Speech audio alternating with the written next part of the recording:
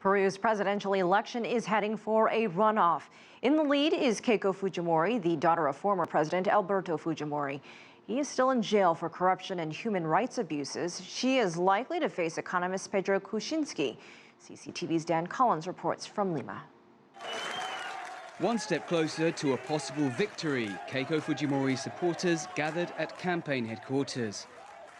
Initial results backed by exit polls showed their candidate had convincingly won the first round with nearly 40% of the vote.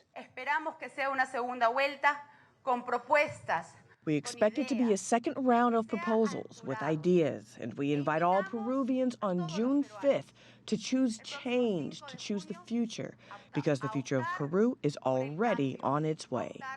Thank you. Most likely to join her in the second round, Wall Street's candidate, 77-year-old Pedro Kuczynski, known as PPK. To young people, those who are chronologically young and those who are young in spirit,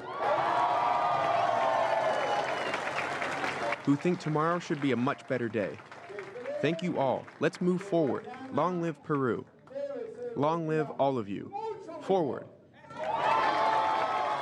The economist, who served as Peru's prime minister, is viewed by his supporters as a steady hand on the country's free market economy.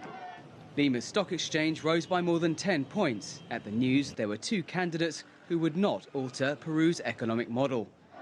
Some saw that threatened by 35-year-old leftist Veronica Mendoza, who surged in the polls, promising radical change, but came third in the vote. It's not time to take down the political propaganda just yet, but the original 19 candidates can now be trimmed down to just two: the daughter of a jailed former president and an elderly banker. Despite her impressive lead, Fujimori won't necessarily have an easy win. Opinion polls show around half of Peruvians say they would never vote for her. Her father, former President Alberto Fujimori, is serving a lengthy jail term for corruption and human rights abuses committed in his 1990s government. Keiko is different from her father, quite different. But on the other hand, she doesn't have the prominence she has in politics now. She is not a candidate because of her name, Keiko, but because of her surname, Fujimori. The same polls indicate Kuczynski would narrowly beat Fujimori in a runoff. Dan Collyns, CCTV, Lima.